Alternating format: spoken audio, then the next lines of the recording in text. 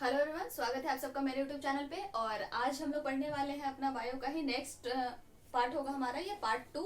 कल हम लोगों ने स्टार्ट करा था अपना chapter that is cell.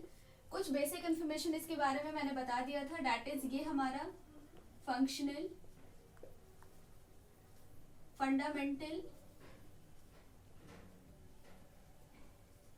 Structural और बेसिक यूनिट होता है। ये सारे कल हम लोगों ने डिस्कस कर लिया। थोड़ा सा रिकॉल करा देते हैं, उसके बाद आगे बढ़ेंगे। उसके बाद हम लोगों ने देखा था इसकी डिस्कवरी को। इसकी डिस्कवरी किसके द्वारा की गई है? रॉबर्ट हुक के द्वारा। कब? 1665 में, 1665 में। ठीक है। इन्होंने जिस चीज का हेल्प लिया था, मतलब फर्स्ट टाइम जिसमें ऑब्जर्व किया था, वो था हमारा thin slice of cork. Thin slice of cork. अब कॉर्क क्या होता है अगर बात करें तो ये हमारा बार्क ऑफ ट्री से इन्होंने लिया था। ऑब्जर्व किसके अंदर की थी? सेल्फ मेड या फिर प्रिमिटिव माइक्रोस्कोप में। सेल्फ मेड और प्रिमिटिव माइक्रोस्कोप था उनका। प्रिमिटिव यहाँ पे डिनोट कर रहा है हमारा प्रीवियस या फिर अर्ली, या फिर जिसमें कि एडवांस्ड फंक्शन ज्यादा उसमें अवेलेबल नहीं थे। यहाँ तक हम लोगों ने देखा था। ये 1665 क्लियर है ना, या इसको क्लियरली लिख दो? 1665। ठीक है। रॉबर्ट हुक ने सेल की डिस्कवरी की थी with the help of thin slice of cork. किसके थ्रू देखा था? सेल्फ मेड माइक्रोस्कोप के द्वारा। ये सारी डिस्कवरीज को उन्होंने पायलट किया था एक बुक में जिसका नाम था हमारा माइक्रोग्राफिया। माइक्रोग्राफिया। ठीक है, यहां तक क्लियर है? आगे बढ़े। सी है ये थी कल तक की कहानी। आज हम लोग देखेंगे इसके आगे, दैट इज हमारा प्रोक्रियोटिक्स एंड यूकैरियोटिक के बारे में। कल मैंने डील किया था आपको इंट्रोडक्शन, कंटेंट किस तरीके से हम लोग कैरी ऑन करेंगे, तो एक एक करके हम लोग देखेंगे प्रोक्रियोटिक और यूकैरियोटिक होता क्या है, दोनों में बेसिक डिफरेंसेस क्या होते हैं। तो बाकी सारा चीज मैं इरेज कर देती हूँ। ये सिर्फ आपको एक ओवरव्यू देने के लिए था, रिकॉल करने के लिए था कि क्या कुछ हमने कल पढ़ा है। तो बात करें अगर प्रोक्रियोटिक की, प्रोकैरियोटिक। ठीक है, तो ये हमारा दो वर्ड से मिलके बना है, प्रो एंड कैरियन। प्रो हमारा एक वर्ड हो जाएगा और ये कैरियन हमारा दो हो जाएगा। ठीक है, इसको हम लोग कैरियन या फिर कर्नल से ये वाला वर्ड हमारा आया है, जिसका मतलब हमारा होता है न्यूक्लियस। ठीक है, और प्रो मतलब हमारा होता है प्रिमिटिव या फिर अर्ली। ठीक है, वर्ड से ही क्लियर है हमारा। प्रोक्रियोटिक मतलब वैसे ऑर्गेनिज्म जिसके न्यूक्लियस जो है वो काफी अर्ली स्टेजेस के हैं, काफी डेवलप नहीं है पहले के टाइम के वाले। तो अब प्रोक्रियोटिक्स के कुछ अगर कैरेक्टरिस्टिक्स की बातें करें तो सम ऑफ द कैरेक्टरिस्टिक्स जिसको कि मैं मेंशन करूंगी कौन कौन से हैं, तो ये हमारा यूनिसेलुलर ऑर्गेनिज्म होगा।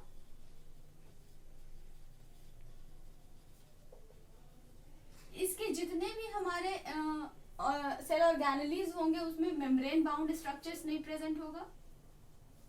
Membrane bound cell organelles are not present. अब एक क्वेश्चन आ सकता है आपके दिमाग में कि ऑर्गेनेलीज क्या होता है, तो थोड़ा सा इसके ऊपर आप लोग रिसर्च वर्क कीजिएगा। इसको मैं कल की क्लास में डील करूंगी। ठीक है, बहुत ही सिंपल है बट थोड़ा सा एक्स्ट्रा एफर्ट आपको भी करना चाहिए। ये दो पॉइंट के बाद अगर हम लोग और देखें तो ये सेल हमारे स्मॉलर इन साइज होते हैं। ठीक है, और क्या हो सकता है हमारा प्रोक्रियोटिक का फीचर्स, तो इसके न्यूक्लियस हमारे वेल डेवलप्ड नहीं होते हैं। Well developed nucleus are not present. Nuclear membrane नहीं होते हैं न्यूक्लियस में।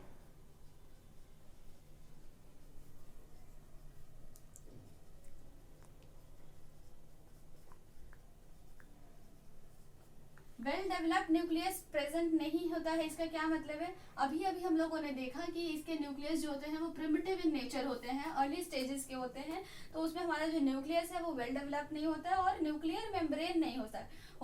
तो न्यूक्लियर मेम्ब्रेन को समझने के लिए हम लोग पहले सेल का एक बेसिक स्ट्रक्चर मैं आपको बता देती हूँ। Let me change the marker. Suppose that कि ये हमारा एक बेसिक स्ट्रक्चर मैं बना रही हूँ सेल का, ठीक है। ये हमारा क्या हो गया? सेल मेम्ब्रेन, सबको पता होगा।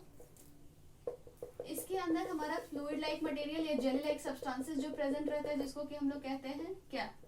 Cytoplasm, cytoplasm. और ये जो सब्सटेंस है हमारा, ये जो स्ट्रक्चर आपको दिख रहा है, दिस इज न्यूक्लियस, ठीक है। अब अगर बात करें प्रोकैरियोटिक की, तो प्रोकैरियोटिक में जो हमारा न्यूक्लियर रीजन है, दैट इज ये हमारा जो न्यूक्लियस है, ये आपको देख रहे हैं एक मेम्ब्रेन बाउंड स्ट्रक्चर, एक बाउंड्री क्रिएट कर रही है, ये चीज नहीं प्रेजेंट होगा। तो वो कैसे प्रेजेंट होगा हमारा? सपोज दैट कि हमारा एक प्रोकैरियोटिक सेल है, ठीक है। इसमें न्यूक्लियर भी हमारा जो न्यूक्लियस है वो भी न्यूक्लियोलस के फॉर्म में होगा, ये एज इट इज वो सेल के किसी भी पार्ट में स्कैटर्ड फॉर्म में होगा, ये एक बाउंड्री या कवर नहीं करेगा। इसीलिए मैंने यहाँ पे लिखा है कि nuclear membrane are not present. Clear है? आगे बढ़े। ये सेल हमारे कैसे होंगे? तो ये हमारे simple and primitive in nature होंगे, simple and primitive in nature, primitive in nature. अब इसका क्या मतलब होता है? सिंपल यानी कि इसके स्ट्रक्चर काफी ज्यादा सिंपलर होंगे, कॉम्प्लेक्स स्ट्रक्चर नहीं शो करेगा। प्रिमिटिव होंगे यानी कि अर्ली स्टेजेस के होंगे। न्यूक्लियर मेम्ब्रेन प्रेजेंट नहीं है, न्यूक्लियोलस भी प्रेजेंट नहीं होगा इसमें, न्यूक्लियस हमारा ऑलरेडी प्रेजेंट नहीं है, वेल डेवलप्ड न्यूक्लियस नहीं हमारा प्रेजेंट है। आगे अगर बढ़ेंगे तो एक और इम्पॉर्टेंट पॉइंट है जो कि हम लोगों को प्रोकैरियोटिक के बारे में जानना चाहिए, वो ये है कि प्रोकैरियोटिक सेल्स में क्या होता है हमारा, जब हमारा सेल डिवाइड करता है तो इस दौरान हमारा क्रोमोसोम्स का फॉर्मेशन नहीं होता है, तो उसको भी हम लोग लिख लेंगे। Chromosomes, chromosomes are not formed during cell division. क्योंकि यूजुअली हम लोग क्या जानते हैं कि जब हमारा सेल डिवाइड करता है, जब सेल डिवीजन उसमें होता है तो क्रोमोसोम का फॉर्मेशन होता है, लेकिन प्रोकैरियोटिक सेल के केसेस में ऐसा हमें देखने को नहीं मिलेगा, क्रोमोसोम्स का फॉर्मेशन नहीं होगा। तो ये कुछ इंपॉर्टेंट बातें थी प्रोकैरियोटिक के बारे में। प्रोकैरियोटिक हमारा दो वर्ड से बन के बना है, number one is pro and दूसरा है हमारा कैरियोटिक। प्रो का मतलब होता है हमारा प्रिमिटिव या फिर अर्ली, और कैरियोटिक जो वर्ड है हमारा, ये हमारा कैरियन या कर्नल वर्ड से लिया गया, जिसका के मतलब होता है न्यूक्लियस। ये यूनिसेलुलर ऑर्गेनिजम्स के होते हैं जितने भी प्रोकैरियोट्स होंगे। मेम्ब्रेन बाउंड इसमें सेल ऑर्गेनेलीज प्रेजेंट नहीं होगा, साइजेस स्मॉल होंगी, well developed nucleus, nuclear membrane और न्यूक्लियस कुछ भी नहीं पाया जाएगा। सिंपल और प्रिमिटिव इन नेचर होते हैं और क्रोमोसोम्स का फॉर्मेशन इनके डिवीजन के टाइम पे नहीं होगा। बढ़ेंगे आगे। यहाँ तक क्लियर है? अब यूकैरियोटिक को डील करते हैं। इसको मैं इरेज कर दे रही हूँ, आप लोग नोट डाउन कर लीजिए। यूकैरियोटिक जस्ट इसका ऑपोजिट है सिंपल टर्म्स में, ये भी हमारा दो वर्ड से बना है, यू एंड कैरियोटिक। कैरियोटिक हमारा कैरियन या कर्नल न्यूक्लियस, जिसका मतलब होता है यू का याद रखना है, दैट इज ट्रू। उस केसेस में हम लोगों ने देखा था कि ऑर्गेनिजम्स हमारे प्रोकैरियोट्स के कैसे थे, यूनिसेलुलर थे। यहाँ पे हमारा uni as well as multicellular हो सकते हैं, ठीक है। इसके ऑर्गेनाइजेशन जो है वो हमारा उतना सिंपल नहीं होगा, साइजेस लार्ज होंगे, लार्जर इन साइज, जस्ट उसके ऑपोजिट्स, लार्जर इन साइज, ठीक है। लार्जर इन साइज देख लिया, यूनिसेलुलर मल्टी सेलुलर दोनों हो सकते हैं, यूकैरियोटिक मतलब ट्रू हो गया। अब नेक्स्ट हम लोग अगर देखते हैं कि नेक्स्ट हमारा क्या इंपॉर्टेंट पॉइंट हो सकता है यूकैरियोटिक के रिगार्डिंग फीचर्स कौन से हो सकते हैं, तो इसमें हमारे वेल डेवलप्ड न्यूक्लियस होंगे, वेल डेवलप्ड न्यूक्लियस, और ना ही सिर्फ न्यूक्लियस वेल डेवलप्ड होंगे बल्कि न्यूक्लियर मेम्ब्रेन प्रेजेंट होंगे। मेम्ब्रेन मैं यहाँ शॉर्टकट में लिख रही हूँ, एंड न्यूक्लियोलस भी हमारा प्रेजेंट होगा, न्यूक्लियोलस, ठीक है। क्लियर है यहाँ तक? अब सेल डिवीजन के टाइम पे हमारा क्रोमोसोम्स का फॉर्मेशन होगा, तो इसको किस तरीके से, इस तरीके से भी लिख सकते हैं, chromosomes are formed, chromosomes are formed during cell division. Cell division के टाइम पे हमारा क्रोमोसोम्स का फॉर्मेशन होगा। लार्जर इन साइज, यूनिसेलुलर और मल्टीसेलुलर दोनों टाइप के ऑर्गेनिजम्स में पाए जाएंगे। इसके न्यूक्लियस वेल डेवलप्ड होंगे, न्यूक्लियर मेम्ब्रेन प्रेजेंट होगा, न्यूक्लियोलस भी प्रेजेंट होगा। क्रोमोसोम्स का फॉर्मेशन सेल डिविजन के टाइम। अब हमारा जो इंपॉर्टेंट पॉइंट है दैट इज कि जितने भी ऑर्गेनेलीज होंगे वो सब हमारे मेम्ब्रेन बाउंड होंगे, तो वो चीज को हम लोग यहाँ पे मेंशन करेंगे। मेम्ब्रेन